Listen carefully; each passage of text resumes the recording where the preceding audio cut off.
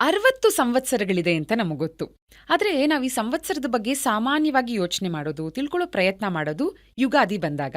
ವರ್ಷದ ಆದಿ, ಮೊದಲ ಹಬ್ಬ ವರ್ಷದಲ್ಲಿ ನಾವು ಆಚರಿಸುವಂಥದ್ದು ಯುಗಾದಿ ಸಮಯದಲ್ಲಿ ಯಾವ ಸಂವತ್ಸರ ಅನ್ನೋದನ್ನ ತಿಳ್ಕೊಳ್ತೀವಿ. ಆ ಸಮಯದಲ್ಲಿ ಆ ಸಂವತ್ಸರ ನಮಗೆ ಕೊಡಬಹುದಾದಂಥ ಶುಭ ಅಶುಭ ಫಲಗಳ ಬಗ್ಗೆ ತಿಳ್ಕೊಳ್ತೀವಿ.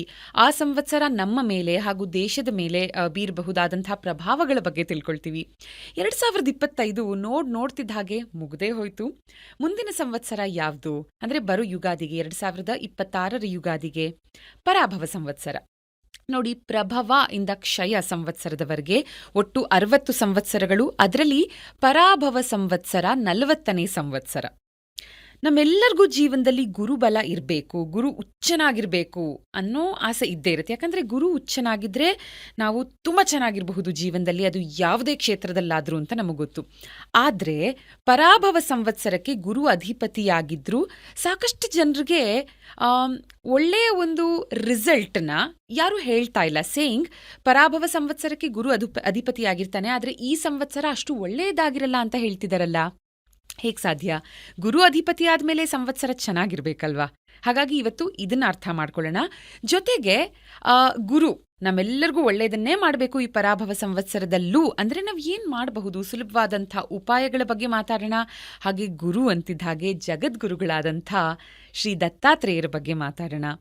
ಅವರ ಅವತಾರ ಅನ್ನಲಾಗೋ ಸಾಯಿಬಾಬಾ ಬಗ್ಗೆ ಮಾತಾಡೋಣ. ಸಾಕಷ್ಟು ಮಾತಾಡೋಣ ಈ ಎಪಿಸೋಡಲ್ಲಿ. ನಮ್ಮ ಜೊತೆ ಮುದ್ರಾ, ಯಂತ್ರ, ಮಂತ್ರ, ತಂತ್ರ ಪ್ರವೀಣರಾದಂಥ ಶ್ರೀಯುತ ಲಕ್ಷ್ಮೀ ಶ್ರೀನಿವಾಸ್ ಗುರುಜಿಯವರಿದ್ದಾರೆ. ಸರ್ ನಮಸ್ಕಾರ, ಥ್ಯಾಂಕ್ ಯು ಸೋ ಮಚ್ ಮತ್ತೊಮ್ಮೆ ನಿಮ್ಮ ಸಮಯ ನಮಗೆ ಕೊಟ್ಟಿದ್ದಕ್ಕೆ. ನಮಸ್ತೆ. ನಮಸ್ತೆ. ಸಮಸ್ತ ವೀಕ್ಷಕರ ಬಾಂಧವರಿಗೆಲ್ಲ ನಮಸ್ಕಾರ. ಗುರು, ಬೃಹಸ್ಪತಿ ಅಥವಾ ಜುಪಿಟರ್ ಅಂತ ಏನ್ ಕರಿತೀವಿ ನಾವು, ಬಿಗ್ಗೆಸ್ಟ್ ಪ್ಲಾನೆಟ್ ಅಂತ ಗೊತ್ತು. ಗುರು ಅಂತ ನಮ್ಮ ಪುರಾಣಗಳಲ್ಲಿ ಹುಡುಕೊಂಡು ಹೋದಾಗ ಯಾರು ಈ ಬೃಹಸ್ಪತಿ ಅಂದ್ರೆ ಅಂಗೀರಸ ಋಷಿಯ ಪುತ್ರ ಅಂತ ಗೊತ್ತು. ಗುರು ಅನುಗ್ರಹ ನಮ್ಮೆಲ್ಲರಿಗೂ ಬೇಕು. ಗುರುಬಲ ಒಂದಿಷ್ಟು ವರ್ಷಕ್ಕೆ ಒಂದ್ಸಲ, if I am not wrong 12 ವರ್ಷಕ್ಕೆ ಒಂದು ಸಲ ಒಬ್ಬ ವ್ಯಕ್ತಿಗೆ ಸಿಗತ್ತೆ ಅಲ್ವಾ ಸರ್? ಆ ಒಂದು ವರ್ಷ ಒಂಥರ ರಾಜಯೋಗ ಅನುಭವಿಸಬಹುದು ಅಂತ ಗುರು ಉಚ್ಚನಾಗಿದ್ದಾಗ. ಆದರೆ ಇದೇ ಗುರು ಅಧಿಪತಿಯಾಗಿರುವಂಥ ಪರಾಭವ ಸಂವತ್ಸರ ಅಷ್ಟು ಪಾಸಿಟಿವ್ ಆಗಿ ಎಲ್ಲೂ ನೋಡ್ತಾ ಇಲ್ಲ ನಾನು ಈ ಸಂವತ್ಸರದ ಬಗ್ಗೆ. ಯಾಕಿರಬಹುದು? ನೋಡಿ, ಒಂದು ಜೀವಿ ಅದು ಸಣ್ಣ ಇರುವೆ ಇರ್ಬೋದು. ಅಂದರೆ ಒಟ್ಟಾರೆ ಹೇಳೋದಾದರೆ ಸಕಲ ಚರಾಚರ ವಸ್ತುಗಳು ಜಗತ್ತಿನಲ್ಲಿ ಸುಖ ಶಾಂತಿಯಿಂದ ಬದುಕಬೇಕು ಅಂತಂದರೆ ಪ್ರತಿಯೊಬ್ಬರಿಗೂ ಗುರುವಿನ ಅನುಗ್ರಹ ಇರಬೇಕು.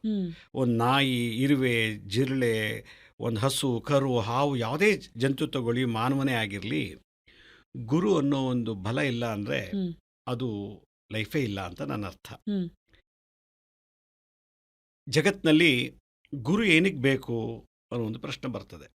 ಗುರು ಯಾಕೆ ನಮಗೆಲ್ಲ ಅವಶ್ಯಕತೆ ಇದೆ ಅಂತಂದರೆ, ಇಡೀ ನವಗ್ರಹ ಮಂಡಲದಲ್ಲಿ ಇದು 5ನೇ ಗ್ರಹ, ಅತಿ ದೊಡ್ಡ ಗ್ರಹ ಗುರುಗ್ರಹ. ಇದಕ್ಕೆ ಆ ಗ್ರಹ ನಮಗೆ ಈಗ ನಾಸಾದ ತೋರಿಸಿದಾಗ ಅದೊಂಥರ ಗೋಲಾಕೃತಿಲಿ ಇದೆ. ಅದು ಒಂದು ಆಬ್ಜೆಕ್ಟ್ ಅಷ್ಟೇ, ಅದಕ್ಕೆ ಫಾರ್ಮ್ ಇಲ್ಲ. ಆ ಫಾರ್ಮ್ ಆಗೋದಕ್ಕೆ ಒಂದು ಎನರ್ಜಿ ಇದೆ. ಆ ಎನರ್ಜಿಗೆ ನಮ್ಮ ಹಿಂದೂ ಸನಾತನದಲ್ಲಿ ಬೃಹಸ್ಪತಿ ಅಂತ ಕರೀತಾರೆ. ಬೃಹಸ್ಪತಿ ಯಾರು ಅಂತಂದರೆ, ಏನಕ್ಕೆ ಬೇಕಾಗಿತ್ತು ಬೃಹಸ್ಪತಿ ಅವಶ್ಯಕತೆ ಏನಿದೆ ಅಂತಂದಾಗ, ದೇವತೆಗಳು ಕೂಡ ತಪ್ಪು ಮಾಡ್ತಾರಂತೆ. ದೇವತೆಗಳು ತಪ್ಪು ಮಾಡ್ತಾರೆ. ಆದ್ದರಿಂದ ಗೊತ್ತಿಲ್ಲೋ ಮಾಡುವಂಥ ತಪ್ಪುಗಳನ್ನು ಸರಿಯಾಗಿ ಗೈಡ್ ಮಾಡಿ, ಕೋಚ್ ಮಾಡಿ, ಮೆಂಟ್ರಿಂಗ್ ಮಾಡಿ ಅವರನ್ನು ಸನ್ಮಾರ್ಗದಲ್ಲಿ ತಗೊಂಡು ಹೋಗ್ಲಿಕ್ಕೆ ಬೃಹಸ್ಪತಿ ದೇವತೆಗಳಿಗೆ ಗುರು ಆದ್ರು ಅಂತ ಹೇಳುತ್ತೆ. ದೇವಗುರು ಬೃಹಸ್ಪತಿ. ಅದರಿಂದ ದೇವಗುರು ಅಂತ ಕರೀತಾರೆ ಅವ್ರಿಗೆ ಬೃಹಸ್ಪತಿ. ಇವರು ದೇವಲೋಕಕ್ಕೆ ಮಾತ್ರ ಮೀಸಲಾಗಿದ್ದಾರೆ. ಆದರೆ ಈ ಬ್ರಹ್ಮಾಂಡ ಪುರಾಣದ ಪ್ರಕಾರ ಈ ಭೂಲೋಕ ಕೂಡ ಒಂದು ಸೃಷ್ಟಿ. ಇದರಲ್ಲಿ ಸಕಲ ಚರಾಚರ ವಸ್ತುಗಳು ಸೃಷ್ಟಿ ಮಾಡಿಟ್ಟಿದ್ದಾರೆ. ಇವ್ರನ್ನ ಅಜ್ಞಾನದಲ್ಲಿದ್ದಾಗ ಜ್ಞಾನ ಮಾರ್ಗಕ್ಕೆ ತರಲಿಕ್ಕೆ ಯಾರಾದರೂ ಒಬ್ರನ್ನ ನಾವು ಮೆಂಟರು, ಕೋಚು, ಗೈಡು, ಗುರು ಅಂತ ಕಳಿಸ್ಬೇಕು ಅಂತ ಒಂದು ಇಂದ್ರನ ಒಡ್ಡೋಲಗದಲ್ಲಿ ಕೃತಯುಗದಲ್ಲೇ ತೀರ್ಮಾನ ಆಗತ್ತೆ. ಕೃತಯುಗದಲ್ಲಿ ನಮಗೇನೋ ಬೃಹಸ್ಪತಿ ಇದ್ದೀರಾ, ನಾವು ತಪ್ಪು ಮಾಡಿದ್ರೆ ನಮಗೆ ಬುದ್ಧಿ ಹೇಳ್ತೀರಾ, ಸನ್ಮಾರ್ಗದಲ್ಲಿ ನಡ್ಕೊಂಡು ಹೋಗೋ ರೀತಿ ಗೈಡ್ ಮಾಡ್ತೀರಾ. ಭೂಲೋಕದಲ್ಲಿರೋ ಜನಗಳಿಗೆ ಏನು ಮಾಡಬೇಕು ಅಂತ ಪ್ರಶ್ನೆ ಬಂದಾಗ ಆಗ ಬೃಹಸ್ಪತಿಗಳು ವಿಷ್ಣು ಹತ್ರ ಪ್ರಾರ್ಥನೆ ಮಾಡ್ತಾರೆ. ಆಗ ವಿಷ್ಣು ಹಲವಾರು ಅವತಾರ, ಸನಕ, ಸನಂದ, ಸನತ್ ಕುಮಾರ್ಗಳಾಗಿ 6ನೇ ಅವತಾರ ದತ್ತಾತ್ರೇಯರಾಗಿ ಬರ್ತಾರೆ. ಅಂದರೆ ದಶಾವತಾರ ಆಗೋಕ್ಕೆ ಮುಂಚೆನೇ ಗುರು ಭೂಮಿಗೆ ಅವತರಿಸ್ಬಿಡ್ತಾರೆ. ಎಲ್ಲ ಅವತಾರದಲ್ಲೂ ನೀವು ಹೋಗಬೇಕು. ಒಬ್ಬ ಕ್ಲಾಸ್ ರೂಮ್ ಅಂದರೆ ಸ್ಟೂಡೆಂಟ್ಸ್ಗೆ ಒಬ್ಬ ಟೀಚರ್ ಬೇಕು, ಕ್ಲಾಸ್ ಟೀಚರ್ ಇರಬೇಕು. ಇಡೀ ಸ್ಕೂಲ್ ನಡೆಸಿಕ್ಕೆ ಒಬ್ಬ ಹೆಡ್ ಮಾಸ್ಟ್ರು, ಹೆಡ್ ಮಿಸ್ಸಸ್ಸು, ಪ್ರಿನ್ಸಿಪಲ್ ಅನ್ನೋದು ಬೇಕು. ಆ ಪ್ರಿನ್ಸಿಪಲ್ ಥರ ಹೇಗೋ ಹಾಗೆ ಭೂಲೋಕದಲ್ಲಿ ಈ ದಶಾವತಾರಗಳಾಗತ್ತೆ. ಆಗ ನೀವು ಒಂದು ಜನಗಳಿಗೆ ಸತ್ಜ್ಞಾನ ಅಂದರೆ ಸತ್ಯವಾದಂಥ ಜ್ಞಾನವನ್ನು ಕೊಟ್ಟು ಸನ್ಮಾರ್ಗದಲ್ಲಿ ನಡೆಸಿ ಸುಖ ಶಾಂತಿ ಕೊಡಬೇಕು ಅಂತ ಹೇಳಿ ವಿಷ್ಣು 6ನೇ ಅವತಾರವಾಗಿ ತಾಳ್ತಾರೆ ದತ್ತಾತ್ರೇಯರಾಗಿ. ಆದರೆ ದತ್ತಾತ್ರೇಯನ ಆದಿಗುರು ಜಗದ್ಗುರು ಅಂತ ಕರೀತಾರೆ. ಆ ಮುಖೇನವಾಗಿ ಈ ಗುರು, ಮಠ, ಸನ್ಯಾಸಿ, ಸಾಧು, ಸಂತ ಅಂತ ಬಂದಿದ್ದು. ಅದಕ್ಕೆ ಮುಂಚೆ ಇರಲೇ ಇಲ್ಲ. ಬ್ರಹ್ಮಾಂಡ ಭೂಲೋಕದಲ್ಲಿ ಗುರು ಇಲ್ಲದೇ ಇತ್ತು, ಲೋಕ ಗುರುನೇ ಇರಲಿಲ್ಲ ಈ ಭೂಮಿಗೆ. ಆಗ ವಿಷ್ಣು ಏನು ಮಾಡ್ತಾರೆ, ಅವರು ಯಾರಲ್ಲಿ ನಾನು ಹುಡಬೇಕು, ಯಾರ ಗರ್ಭದಲ್ಲಿ ಸೇರಬೇಕು ಅಂತ ಯೋಚನೆ ಮಾಡ್ತಾರಾಗ ಅತ್ರಿ ಅನಸೂಯ ದೇವಿಯ ಗರ್ಭ ಸಂಭೂತ ಅಲ್ಲ, ಗರ್ಭದಿಂದ ಬಂದಂಥದ್ದಲ್ಲ. ಅವರೇ ಅನುಗ್ರಹ ಮಾಡಿದಂಥವ್ರು ಪ್ರೋಟಾನ್, ನ್ಯೂಟ್ರಾನ್, ಎಲೆಕ್ಟ್ರಾನ್ಸ್. ಸೃಷ್ಟಿ ಇರೋದು 3 molecule, proton, neutron, electrons. Proton ಅಂದರೆ ವಿಷ್ಣು ಅಂತ ಕರೀತಾರೆ, ಅಂದರೆ ಪ್ರೊಟೆಕ್ಷನ್ ಮಾಡುವಂಥದ್ದು. ನ್ಯೂಟ್ರಾನ್ ಅಂತಂದರೆ ಬ್ರಹ್ಮದೇವರು.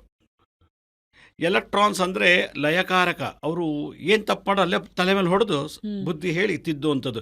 ಈ 3 ಎನರ್ಜಿ ಸೇರಿಕೊಂಡು ಒಂದೇ ಬಾಡಿನಲ್ಲಿ ಅವತಾರ ಆದಂಥದ್ದು ಅತ್ರಿ ಅನಸೂಯ ದೇವಿಯರಿಗೆ.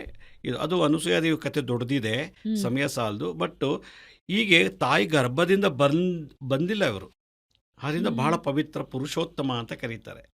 ಇನ್ನು ಬಾಕಿಯವರೆಲ್ಲ ತಾಯಿ ಗರ್ಭದಿಂದ, ಇವತ್ತು ಏನು ಜಗದ್ಗುರುಗಳು, ಮಠಾಧಿಪತಿಗಳು, ಸಾಧು ಸನ್ಯಾಸಿಗಳಿದ್ದಾರೋ ಅವ್ರು ತಾಯಿ ಗರ್ಭದಿಂದ ಬಂದಿದ್ದಾರೆ, ಒಂದು ವೀರ್ಯ ಉತ್ಪತ್ತಿಯಾಗಿದೆ. ಈ ಗುರು ಬಹಳ ಪವಿತ್ರವಾದದ್ದು. ಮತ್ತು ಇವತ್ತು ಲೈವ್ ಆಗಿದ್ದಾರೆ ದತ್ತಾತ್ರೇಯ, ಅವ್ರಿಗೆ ಮರಣನೇ ಇಲ್ಲ, ಅಮರ. ಯಾಕಂದರೆ ಕಲಿಯುಗ ಮುಗಿಯೋವರೆಗೂ ನೀವು ಅಮರವಾಗಿರಬೇಕು ಅಂತೇಳಿ ಇಂದ್ರನ ಒಡ್ಡೋಲಗದಲ್ಲಿ ತೀರ್ಮಾನ ತಗೊಂಡು ವಿಷ್ಣು ಅವತರಿಸಿರೋದು. ಅದರಿಂದ ಬ್ರಹ್ಮ ಶಿವ ಬಿಟ್ಟು ಇನ್ನು ಉಳಿದ ಒಂದು ಎನರ್ಜಿ ಅಂದರೆ ಈ ಪ್ರೋಟಾನ್ ಅನ್ನೋದು ವಿಷ್ಣು ಎನರ್ಜಿ ಇವತ್ತು ಲೈವ್ ಆಗಿದೆ. ಅದೇ ಆದಿಗುರು ಜಗದ್ಗುರು ಅಂತಾರೆ. ಇವ್ರ ಮುಖೇನ ಇನ್ನೆಲ್ಲ ಬಂದರು, ಎಲ್ಲ ಜಗತ್ತಿನಲ್ಲಿ ಗುರುಗಳಲ್ಲ. ಅವ್ರು ಮಾಡಿದ್ರು ಡಿಪಾರ್ಟ್ಮೆಂಟ್ಸ್ ಅಂತ ಮಾಡಿದ್ರು.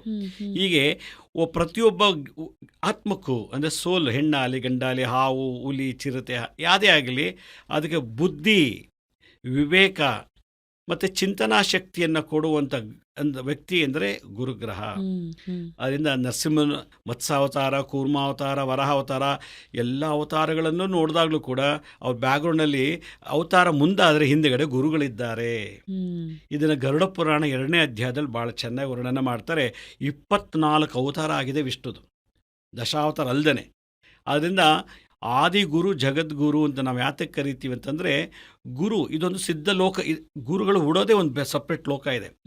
9 ಗ್ರಹಗಳು ಮಾನವನ ಮೇಲೆ ಪರಿಣಾಮ ಬೀರಿದ್ರೆ 10ನೇ ಗ್ರಹ ಒಂದು ಗ್ರಹ ಇದೆ, ಅದು ಸಿದ್ಧ ಗ್ರಹ ಅಂತ. ಅದರಲ್ಲಿ ಅವಧೂತರು, ಪರಮಹಂಸರು, ಗುರುಗಳೆಲ್ಲ ಹುಡ್ತಾರೆ. ಈಗ ಶಂಕರಾಚಾರ್ಯರು ಹುಟ್ಟಿರೋದು 9 ಗ್ರಹದ ಮೂಲಕ ಅಲ್ಲ, ಅದೇ ಸಪ್ರೇಟ್ ಗ್ರಹ ಇದೆ. ಅಷ್ಟು ಪವರ್ಫುಲ್ ಗ್ರಹದಲ್ಲಿ ಅವರು ಜನ್ಮ ತಗೊಂಡಿದ್ದು. ಅಷ್ಟು ವಿಶೇಷ.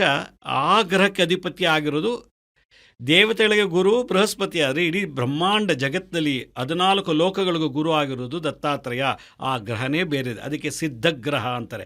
ಆದ್ದರಿಂದ ಆ ಸಿದ್ಧಗ್ರಹದಿಂದ ಹಲವಾರು ಅವಧೂತರು, ಪರಮಹಂಸರು, ಯಕ್ಷಗಂಧ ಎಲ್ಲ ಬರ್ತಾರೆ.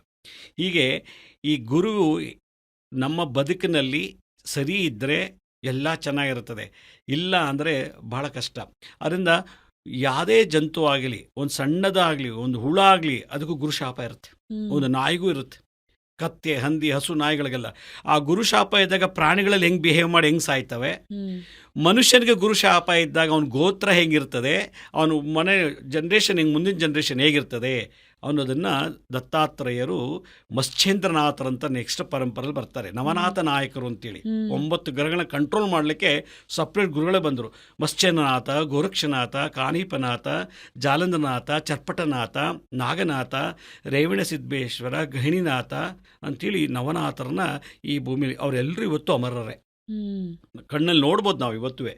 ಅವ್ರು ಕನೆಕ್ಟ್ ಆಗಬೇಕಷ್ಟೇ, ಅವ್ರ ಸಂಪರ್ಕ ಬೆಳೆಸ್ಕೋಬೇಕು. ಅಷ್ಟು 9 ಗ್ರಹಗಳು. ಇವ್ರು ಯಾವಾಗ ದೇಹ ಬಿಡ್ತಾರೋ ಕಲಿಯುಗ ಪ್ರಳಯ ಆಗತ್ತೆ ಅಂತೇಳಿ ಬ್ರಹ್ಮಾಂಡ ಪುರಾಣದ ಉಲ್ಲೇಖನ ಇದೆ. ಗುರು ಅಧಿಪತಿಯಾಗಿರೋ ಪರಾಭವ ಸಂವತ್ಸರ ಅಂತ ತಗೊಂಡಾಗ ಇವಾಗ ನಾವು ಮಾತಾಡಿದ್ವಿ ಗುರು ಎಷ್ಟು ಮುಖ್ಯ ಅಂತ. ಆದರೆ ಪರಾಭವ ಸಂವತ್ಸರದ ಬಗ್ಗೆ ಏನು ಹೇಳುತ್ತೆ ಅಂದರೆ, ಈ ಸಂವತ್ಸರದಲ್ಲಿ ಜನಿಸಿದವನು ಸಂಪತ್ತನ್ನು ಸಂಗ್ರಹಿಸಲು ಸಾಧ್ಯವಾಗುವುದಿಲ್ಲ. ಕಹಿ ಅಥವಾ ಕಠಿಣ ಮಾತುಗಳನ್ನು ಮಾತನಾಡುವವನಾಗಿರುತ್ತಾನೆ, ಒಳ್ಳೆಯ ನಡವಳಿಕೆ ಇಲ್ಲದವನಾಗಿರುತ್ತಾನೆ ಮತ್ತು ಮೂರ್ಖನಾಗಿರುತ್ತಾನೆ. ಗುರು ಅಧಿಪತಿ ಆದ್ಮೇಲೆ ಹೇಗಿದು ಸಾಧ್ಯ? ಇದು ಸಂವತ್ಸರದ ಫಲ. ಹಾ ಇದು ಹೋಲ್ಸಲ್ ಆಗಿ ಹೇಳಿರೋದು. ಇದು ಹಾ ಮೊದಲನೇ ಮಾತು, ಅವನಿಗೆ ಕಾರು, ಸೈಟು, ಮನೆ, ಬಂಗ್ಲೆ ಇವೆಲ್ಲ ಸಂಗ್ರಹ ಮಾಡ್ಲಿಕ್ಕೆ ಆಗೋದಿಲ್ಲ. ಯಾಕೆ ಅಂದರೆ ಇದು ಎಲ್ರಿಗೂ ಅನ್ವಯಿಸೋದಿಲ್ಲ. ಯಾರಿಗೆ ಅನ್ವಯಿಸುತ್ತೆ ಅಂತಂದರೆ, ಒಂದು ಆ ಸಂವತ್ಸರ 19ನೇ ತಾರೀಕು ಮಾರ್ಚ್ 2026ಕ್ಕೆ ಈ ಸಂವತ್ಸರ ಪ್ರಾರಂಭ ಆಗುತ್ತೆ. ಮಾರ್ಚ್ ಮುಂಚೆನೇ ರೆಡಿ ಆಗುತ್ತೆ. ಗುರುಗಳು ಭೂಮಿ ಈ ಬ್ರಹ್ಮಾಂಡನ ಕಂಟ್ರೋಲ್ ಮಾಡಲಿಕ್ಕೆ ಜನವರಿ ಫೆಬ್ರವರಿನಲ್ಲೇ ಗುರು ತಮ್ಮ ಚೇರನ್ನು ಕುರ್ಚಿ ರೆಡಿ ಮಾಡ್ಕೊಳ್ತಾರೆ ಕಂಟ್ರೋಲ್ ಮಾಡಲಿಕ್ಕೆ. ಅದಕ್ಕೆ ಸಂಧಿಕಾಲ ಅಂತಾರೆ. ಅಂದರೆ ಚಾರ್ಜ್ ತಗೊಳ್ಳೋಕ್ಕೂ ಮುಂಚೆನೂ ಆಗೋ ಒಂದು ಗ್ಯಾಪ್ ಇದೆಯಲ್ಲ, ಆ ಸಂಧಿಕಾಲದಲ್ಲಿ ತುಂಬ ಕೆಟ್ಟಾಗತ್ತೆ. ಈಗ ನಮಗೆ 2026 ಸ್ಟಾರ್ಟ್ ಆಗೋಕ್ಕೆ ಮುಂಚೆನೇ ಗುರು ಪ್ರವೇಶ ಮಾಡೋಕ್ಕೆ ಮುಂಚೆನೇ ಭಾಳಷ್ಟು ತೊಂದರೆಗಳಾಗ್ತದೆ. ಅದನ್ನು ನಾನು ಏನು ಅಂತ ಆಮೇಲೆ ಹೇಳ್ತೀನಿ. ನೀವೊಂದು ಪ್ರಶ್ನೆ ಕೇಳಿದ್ರಿ, ಈ ಸಂವತ್ಸರದಲ್ಲಿ ದ್ರವ್ಯಗಳನ್ನು ಸಂಗ್ರಹ ಮಾಡೋಕ್ಕಾಗಲ್ಲ, ಮೂರ್ಖರು ಹುಡ್ತಾರೆ ಅಂತೆಲ್ಲ ಹೇಳಿ. ಈಗ ಒಂದು ಗೋತ್ರದಲ್ಲಿ ಯಾರೋ ಒಬ್ಬ, ಈಗ ನಾನೇ ಅಥವಾ ನಮ್ಮ ತಂದೆನೋ ನಮ್ಮ ತಾತನೋ ಮುತ್ತಾತನೋ ಗುರುಗೆ ತೊಂದರೆ ಮಾಡಿದರೆ, ಗುರುಗೆ ಬೈದಿದ್ರೆ, ಗುರುಗಳನ್ನು ಅಪಪ್ರಚಾರ ಮಾಡಿರೋ ಅವ್ರ ಬಗ್ಗೆ ಈ ಥರದಲ್ಲಿ ಏನಾದರೂ ನಮ್ಮ ಗೋತ್ರದಲ್ಲಿ ನಡೆದಿದ್ರೆ, ಈ ಸಂವತ್ಸರದಲ್ಲಿ ಅಂಥವ್ರ ಮನೇಲಿ ಅವಿದ್ಯಾವಂತ 7ನೇ ಕ್ಲಾಸ್ ಫೇಲ್ ಆಗೋದು, ಡೊನೇಷನ್ ಕೊಟ್ಟು ಸೇರಿಸ್ತಾರೆ, ಸ್ಕೂಲ್ಗೆ ಹೋಗಲ್ಲ, ಮತ್ತು SLC ಫೇಲ್ ಆಗೋದು, ಕದಿಯೋದು, ಅಜ್ಞಾನಿಯಾಗಿ ರೌಡಿಸಮ್ ಮಾಡೋದು, ಬಾಂಬ್ ಬಿಡೋದು, ಕೊಲೆ ಮಾಡೋದು, ರೇಪ್ ಮೂರ್ಖತನ ಅಂತಾರೆ, ಇದಕ್ಕೆ ಅವಿವೇಕತನ ಅಂತಾರೆ. ಅಂಥ ಮಕ್ಕಳು ಆ ಗೋತ್ರದಲ್ಲಿ ಈ ವರ್ಷ ಹುಡ್ತಾರೆ. ಆದ್ದರಿಂದ ನನ್ನ ಅಭಿಪ್ರಾಯ ಕೇಳಿದ್ರೆ, ಪರಾಭವ ಸಂವತ್ಸರದಲ್ಲಿ ಯಾರು ಮಕ್ಕಳನ್ನ ಜನನ ಪಡಿದೇ ಇರೋದೇ ಒಳ್ಳೆಯದು ಅಂತ. ಯಾಕೆ ಎಲ್ರಿಗೂ ಅಲ್ಲ, ಇದು ಯಾವ ಗೋತ್ರದಲ್ಲಿ ಗುರು ಶಾಪ ಇದೆಯೋ, ಗುರು ನಿಂದನೆ ಮಾಡಿರ್ತಾರೋ, ಯಾರ ಮನೆಯಲ್ಲಿ, ಅಂದರೆ ಈಗ ನಮ್ಮ ತಾತ ಮುತ್ತಾತಂದಿರು ಯಾರೋ ಗುರುಗಳಿಗೆ ಬೈದು ಹೊಡೆದು ಮಾಡೋದು ಎಲ್ಲೋ ಮಾಡಿರ್ತಾರೆ, ಅದು ಅವನ ವೀರ್ಯದಲ್ಲಿ ರಕ್ತದಲ್ಲಿ ಹೊಟ್ಟೋಗಿರ್ತದೆ. ಅದಕ್ಕೆ ಡಿಆಕ್ಸಿರೈಬೋನ್ಯೂಕ್ಲಿಕ್ ಆ್ಯಸಿಡ್ ಅಂತಾರೆ, DNA ಅಂತ ಕರೀತಾರೆ. ಅಂದರೆ ಹೆಂಗಸಲ್ಲಿ XX ಕ್ರೋಮೋಸೋಮ್ ಇರುತ್ತೆ, XY ಗಂಡಸಲ್ಲಿರ್ತದೆ. ಆ ಜೆನೆಟಿಕ್ಸ್ ಥಿಯರಿ ಪ್ರಕಾರ ಜೀನ್ಸ್ ಏನು ಮಾಡುತ್ತೆ, ಅವನಿಗೆ ಗುರು ಶಾಪ ಇರ್ತದಲ್ಲ, ಅದು ಹಾಗೆ ಹೊಟ್ಟೋಗುತ್ತೆ. ತಾಯಿಗಿರಲ್ಲ. ತಾಯಿಗಿಲ್ದವ್ರ ದಿನ ಅವ್ನು 7ನೇ ಕ್ಲಾಸ್ ತನಕ ಓದಿರ್ತಾನೆ, ಇಲ್ಲ 10ನೇ ಕ್ಲಾಸ್ ಹೋಗಿರ್ತಾನೆ. ಯಾವಾಗ ಅವನು ಗಡ್ಡ ಮಿಸೆ ಬಂತು, ಆಗ ಗುರುಶಾಪ ಅವನ ವಂಶ ನಡೀತಾ ಹೋಗುತ್ತೆ. ಇದು ನನ್ನ ಒಂದು ಅನುಭವದ ಮಾತು. ಅದಕ್ಕೆ ಬಡತನ ಇದ್ರೂ ಪರವಾಗಿಲ್ಲ, ಊಟ ಇಲ್ಲ ಅಂದ್ರೂ ಪರವಾಗಿಲ್ಲ, ಆಸ್ತಿ ಅಂತಸ್ತು ಇಲ್ಲದ್ರೂ ಪರವಾಗಿಲ್ಲ, ಗುರುಶಾಪ ಗೋತ್ರದಲ್ಲಿ ಇರಬಾರ್ದು. ಗುರುಶಾಪ ಇತ್ತು ಅಂದರೆ ಈ ವರ್ಷ 26ರಲ್ಲಿ ಗುರು ಬಂದು ಅದನ್ನೆಲ್ಲ ರಿವರ್ಸ್ ಮಾಡ್ತಾರೆ, ರಿವೆಂಜ್ ಅಂದರೆ ದ್ವೇಷ ತೆಗಿತಾರೆ. ಈ ಗೋತ್ರ, ಈ ವಂಶ ಹುಟ್ಟಿದವರು ಗುರುಗಳಿಗೆ ಅನ್ಯಾಯ ಮಾಡಿದ್ದಾರೆ, ಮೋಸ ಮಾಡಿದ್ದಾರೆ. ಆದ್ದರಿಂದ ಈ ವರ್ಷ ಈ ಮನೇಲಿ ಉಡೋ ಮಕ್ಕಳಿಗೆಲ್ಲ ಈ ಥರ ಶಾಪದಲ್ಲೇ ಉಡ್ಲಿ. ಹುಟ್ಟು ಬೆಳೀತಾರೆ, ಅವರು ಕಾರ್ ತೊಗೊಳಕ್ಕಾಗಲ್ಲ, ಸೈಟ್ ತೊಗೊಳಕ್ಕಾಗಲ್ಲ, ಮದುವೆ ಆಗೋಕ್ಕಾಗಲ್ಲ, ಮದುವೆ ಆದರೂ ಮಕ್ಕಳಾಗಲ್ಲ, ಮಕ್ಕಳಾದರೂ ಅಬಾರ್ಷನ್ ಆಗ್ತಿರ್ತದೆ. ಆ ವಂಶ ಅಭಿವೃದ್ಧಿ ಆಗೋಕ್ಕೆ ಬಿಡಲ್ಲ. ಅದರಿಂದ ವಂಶ ಅಭಿವೃದ್ಧಿ ಆಗಬೇಕು ಅನ್ನೋ ಗುರುವಿನ ಬಲ ಆಶೀರ್ವಾದ ಇರಬೇಕು. ಗುರುವಿನ ಬಲ ಇಲ್ಲದೆ ತಾಯಿ ಕೊಂದ್ಬಿಟ್ರು ಕೂಡ ಪರಿಹಾರ ಮಾಡ್ಕೋಬೋದು. ಪರಶುರಾಮ ರೇಣುಕಾದೇವಿಯನ್ನು ಎಲ್ಲಮ್ಮನ ಕೊಂದು ಪರಿಹಾರ ಮಾಡ್ಕೊಂಬಿಟ್ರು, ತಾಯಿ ಶಾಪ ನಿವಾರಣೆ ಆಯಿತು. ತಂದೆ ಕೊಂದರೂ ಪರಿಹಾರ ಇದೆ. ದೇವಾನುದೇವತೆಗಳು ಕೋಪ ಮಾಡಿಕೊಂಡ್ರು ಹೋಮ ದಾನ ಜಪ ಅದು ಗುರು ಕೋಪಿಸ್ಕೊಂಡ್ಬಿಟ್ರೆ, ಗುರು ಶಾಪ ಇತ್ತು ಅಂದರೆ ಜಗತ್ತಿನಲ್ಲಿ ಪರಿಹಾರವೇ ಇಲ್ಲ. ಇದು ದತ್ತಾತ್ರ ಓಪನ್ ಆಗಿದೆ ದತ್ತ ಸಂಹಿತೆಯಲ್ಲಿ. ಅದಕ್ಕೆ ಗುರು ಶಾಪ ಗುರುದ್ರೋಹಕ್ಕೆ ಪರಿಹಾರ ಎಲ್ಲ ಅನುಭವಿಸೇ ತಿರಬೇಕು. ಜ್ಞಾನ ಇಲ್ಲ, ಗುರು ಜ್ಞಾನಕಾರಕ, ಬುಧ ಬುದ್ಧಿಕಾರಕ, ಇಂಟೆಲಿಜೆಂಟ್ ಕೊಡೋದು ಬುಧ. ಯಾವಾಗ ಗುರು ಶಾಪ ಇದೋ ಬುಧನೂ ಹಿಂದೆ ಹೋಗ್ಬಿಡ್ತಾನೆ. ಅಪ್ಪ ಗುರುಗೆ ನಾನು ಇಷ್ಟರು ಆಗೋದಿಲ್ಲ. ಎಲ್ಲಿ ಗುರು ಬಲ ಇರುತ್ತೋ ಇನ್ನು 8 ಗ್ರಹಗಳು ಅಲ್ಲಿ ಅವನಿಗೆ ಬಲ ಕೊಡುತ್ತೆ. ಎಲ್ಲಿ ಗುರು ಬಲ ಇಲ್ಲ 8 ಗ್ರಹಗಳು ವಾಪಸ್ ಹೋಗ್ಬಿಡ್ತಾರೆ. ಇಲ್ಲಪ್ಪ ನಾವು ಗುರುಗಳ ಮುಂದೆ ನಿಂತ್ಕೊಳ್ಳೋಕ್ಕಾಗಲ್ಲ. ಸೂರ್ಯ ಎದುರ್ಕೋತಾನೆ, ಚಂದ್ರ ಎದುರ್ಕೋತಾನೆ. ಗುರುಗೆ ಶತ್ರು ಯಾರು ಗೊತ್ತಾ? ಜ್ಯೋತಿಷ್ಯ ಶಾಸ್ತ್ರ ಪ್ರಕಾರ ಬುಧ ಮತ್ತು ಶುಕ್ರ. ಶುಕ್ರ ಏನು ಮಾಡಿದೆ, ನನಗೆ ಓದ್ದೆ, ಕೆಲಸ ಸಿಕ್ತು, ಕಾರ್ ತೊಗೊಂಡೆ, ಮನೆ ತೊಗೊಂಡೆ, ಮದುವೆ ಆಯಿತು, ಎಲ್ಲ ಆಯ್ತು. ಯಾವಾಗ ಶುಕ್ರ ಚೆನ್ನಾಗಿದ್ದಾಗ, ಶುಕ್ರ ದಶೆಯಲ್ಲಿ ನನಗೆ ವೈಭವ ಬಂತು. ಶುಕ್ರ ಏನು ಮಾಡ್ತಾನೆ, ಲಕ್ಸುರಿ ಕೊಡ್ತಾನೆ. ನನಗೆ ಯಾವಾಗ ನನ್ನ ಗುರು ದಶೆ ಪ್ರಾರಂಭ ಆಯಿತು ನೋಡಿ, ಈ ವರ್ಷ ಎಲ್ಲ ಕಾರು ಸೈಟು ಮನೆ ಎಲ್ಲ ತೊಗೊಂಡೆ. ಆದರೆ ನನ್ನ ಪರಾಭವ ಸಂವತ್ಸರ 2026 19ನೇ ತಾರೀಕು ಮಾರ್ಚ್ ಕಾಲಿಟ್ಟ ತಕ್ಷಣ 1 ತಿಂಗಳು 48 ದಿವಸ ಆದ ತಕ್ಷಣವೇ ಶುಕ್ರ ಬಲ ಇದ್ದಾಗ ಎಲ್ಲ ಬಂತು. ಗುರು ಬಂದಾಗ ಎಲ್ಲ ಕಳ್ಕೊತಾನೆ. ಅದಕ್ಕೆ ನಾವು ಏನೇ ಅನುಭವಿಸ್ಬೇಕು ಅಂದರೂ ಗುರುವಿನ ಅನುಗ್ರಹ ಇರಬೇಕು. ಗುರು ಅನುಗ್ರಹ ಇಲ್ಲ ಅಂದರೆ ಎಷ್ಟು ಕೋಟಿ ಇದ್ರೂ ಏನಿಲ್ಲ. ನೋಡಿ, ಗುರು ಬಲ ಕಮ್ಮಿ ಆದಾಗ ಇಂದಿರಾ ಗಾಂಧಿ ಸತ್ತೋಗ್ಬಿಟ್ರು. ಗುರು ಬಲ ಕಮ್ಮಿ ಆದಾಗ, ವಕ್ರನಾದಾಗ, ಶತ್ರು ಜೊತೆ ಸೇರಿದಾಗ, ಶತ್ರು ಯಾರು? ಶನಿ ರಾಹು ಕೇತು. ಹೂವಿನ ಹಾರದಲ್ಲಿ ಬಾಂಬ್ ಹಾಕಿ ಸಾಯಿಸಿಬಿಟ್ರು. YSR Andhra Pradesh chief minister ಹೆಲಿಕಾಪ್ಟ್ರಲ್ಲಿ ಹೋದ್ರು. ಅವ್ರು ಭೂಮಿಲೂ ಇಲ್ಲ, ಮನೆಯಲ್ಲೂ ಸತ್ತಿಲ್ಲ. ಭೂಮಿ ಮತ್ತು ಆಕಾಶ ಮಧ್ಯದಲ್ಲಿ ಹೆಲಿಕಾಪ್ಟರ್ ಬ್ಲಾಸ್ಟ್ ಆಗಿ ಸತ್ತೋರು. ನಿಮಗೆಲ್ಲ ಗೊತ್ತೋ ಏನೋ ಗೊತ್ತಿಲ್ಲ. ರಾಜೀವ್ ಗಾಂಧಿ ಸತ್ತೋಗಿದ್ರು, ನೀವು ಅವಾಗಿದ್ದರು ಹುಟ್ಟಿದ್ರು ಏನೋ ಗೊತ್ತಿಲ್ಲ. ಇಂದಿರಾ ಗಾಂಧಿಗೆ ಅವನ ಮನೆ ಮುಂದೆ ಅಂಥ ಪವರು, ಪ್ರಧಾನಮಂತ್ರಿಗೆ ಸುತ್ತು ಸೆಕ್ಯೂರಿಟಿ ಇದ್ದು ಸಾವು ಗೆಲ್ಲಕ್ಕಾಗಲಿಲ್ಲ. ಅಲ್ಲಿಗೆ ಆ ಹುದ್ದೆ ಇದ್ರೆ ಏನು ಲಾಭ, ಆ ಪ್ರಧಾನಿ ಅನ್ನೋ ಪದವಿ ಇದ್ರೆ ಏನು ಲಾಭ, ಕೋಟ್ಯಾಂತರ ರೂಪಾಯಿ ಇದ್ರೆ ಏನು ಲಾಭ, ಆದರೆ ನಮ್ಮ ಪ್ರಾಣನ ಕಳ್ಕೊಳ್ಳೋಕೆ. ಯಾಕೆಂದರೆ ಶನಿ ಗುರುಗೆ ಶತ್ರು. ಶನಿ ನಮಗೆ ಆಯುಷ್ ಕೊಡುವಂಥವನು. ನಾವು ಇಷ್ಟು ವರ್ಷ ಬದುಕ್ತೀವಿ ಅಂತ ಹೇಳೋದು ಯಾವುದು ಅಂದರೆ ಶನಿ ಗ್ರಹ. ಶನಿ 90-80 ವರ್ಷ ಬದುಕಿರ್ತಾರೆ, ಅವ್ರಿಗೆ 100 ವರ್ಷನೂ ಬದುಕಿರ್ತಾರೆ, ಆರೋಗ್ಯ ಚೆನ್ನಾಗಿರ್ತದೆ. ಆಯುಷ್ ಕೊಡೋನು ಶನಿ, ಆರೋಗ್ಯ ಕೊಡೋನು ಗುರುಗ್ರಹ. ಅದರಿಂದ ಗುರುಗ್ರಹಕ್ಕೆ ನಾವು ಶರಣಾಗಬೇಕು. ಅದಕ್ಕೆ ತಂದೆ ತಾಯಿಗಳಾದರು ನನ್ನೊಂದು ಮೆಸೇಜ್ ಹೇಳ್ತಾ ಇದ್ದೀನಿ ಇವತ್ತು, ನನ್ನ 50 ವರ್ಷದ ಅನುಭವದ ಮಾತು. ನಮ್ಮ ಮಕ್ಕಳು ಕಣ್ಮುಂದೆ ಚೆನ್ನಾಗಿರಬೇಕು, IAS ಆಗಬೇಕು, ಡಾಕ್ಟರ್ ಆಗಬೇಕು, ಇಂಜಿನಿಯರ್ ಆಗಬೇಕು, ಒಳ್ಳೆ ವಿದ್ಯಾವಂತರಾಗಿ ಒಳ್ಳೆ ಉದ್ಯೋಗದಲ್ಲಿ ಹೋಗಬೇಕು ಅಂದರೆ ತಂದೆ ತಾಯಿಗಳು ಗುರು ಸೇವೆ ಮಾಡಿದ್ರೆ ಮಾತ್ರ ಅಂಥ ಗರ್ಭದಲ್ಲಿ ಅಂಥ ವಿದ್ರೆ ಒಳ್ಳೆ ಮಕ್ಕಳು ಇರ್ತಾರೆ. ಸೂರ್ಯ ಗುರಿಗೆ ಸಮಗ್ರಹ. ಅಪ್ಪಂಗೆ ಮಗ ಹೊಡಿತಾನೆ ಅಂದರೆ ಅದು ಗುರುಶಾಪ ಇದೆ, ಅಮ್ಮನಿಗೆ ಹೊಡಿತಾನೆ ಅಂದರೆ. ಅದರಿಂದ ಗುರು ಬಲ ನಮ್ಮ ಹಿಂದೆ ಇರಬೇಕು, ನಮ್ಮ ಗುರಿ ಮುಂದಿರಬೇಕು. ಅದಕ್ಕೆಲ್ಲ ಮೂಲ ಅಧಿಪತಿ ಈ ದತ್ತಾತ್ರೇಯರು. ಅದರಿಂದ ಜಗತ್ತಿನಲ್ಲಿ ಎಷ್ಟೇ ಅಹಂಕಾರದಿಂದ ನಾವು ಮೆರೆದ್ರೂ ಕೂಡ ಈ ಸಂವತ್ಸರ ಎಲ್ಲ 2024 ಭಾಳ ಅಹಂಕಾರದಲ್ಲಿ ಮೆರೆದೆ. MLA ಆದೆ, MP ಆದೆ, ನಾನು ಕಾರ್ಪೊರೇಟ್ ಆದೆ, ಅಷ್ಟು ಹಿಂಗಿಂತ ಏನು ಪ್ರಚಾರ ಮಾಡಿ ಮಾಡಿ ಮಾಡಿ 2023, 24, 25 ಎಲ್ಲ ಆಯಿತು. 19ನೇ ತಾರೀಕು ಮಾರ್ಚ್ 2025 ಅವನು ಹಾಗೇ ನಶಿಸ್ತಾ ಹೋಗುತ್ತೆ. ಏಕೆ? ಪರಾಭವ ಅಂದರೆ ಕ್ಷೀಣೋದು ಅಂತ, ಪರಾಭವ ಅಂದರೆ ಸೋಲೋದು ಅಂತ, ಪರಾಭವ ಅಂದರೆ ಕ್ಷಯ, ನಾಶ.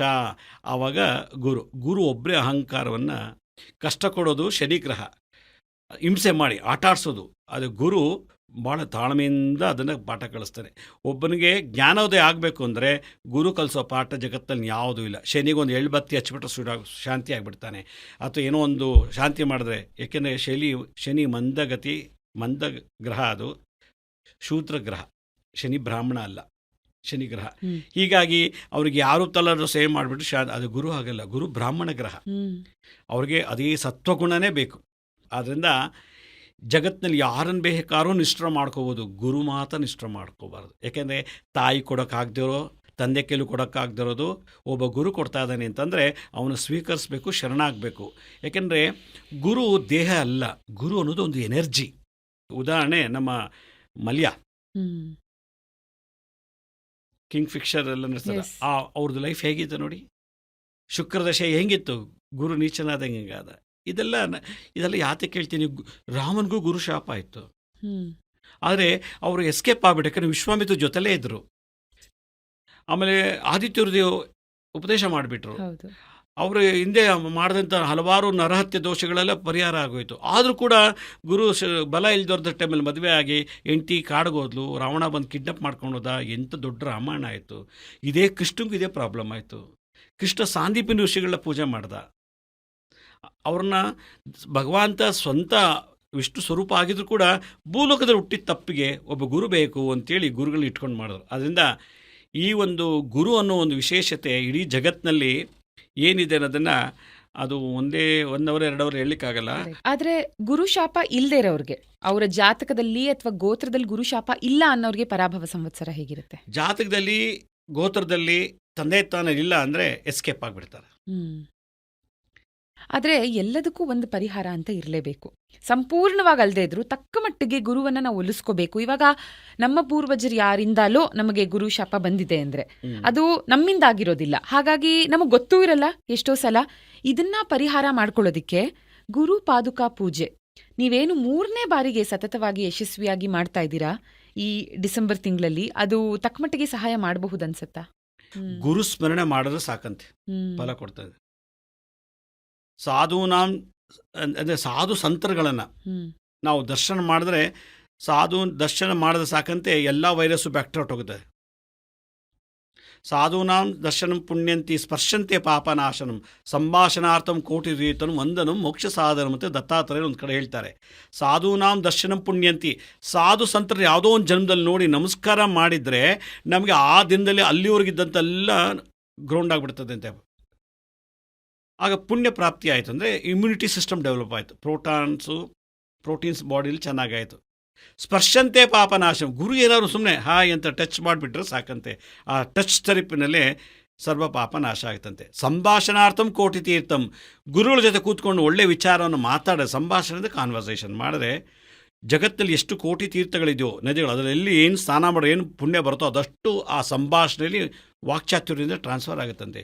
ವಂದನಂ ಮೋಕ್ಷ ಸಾಧನಂ, ಗುರುಗಳಿಗೆ ಆಗಾಗ ನಮಸ್ಕಾರ ಮಾಡಿದ್ರೆ ಮೋಕ್ಷಕ್ಕೆ ಹೋಗ್ತಾನಂತೆ. ಇದನ್ನು ಕಲಿಯುಗದಲ್ಲಿ ಒತ್ತು ಕೊಟ್ಟು ಹೇಳಿದ್ದಾರೆ.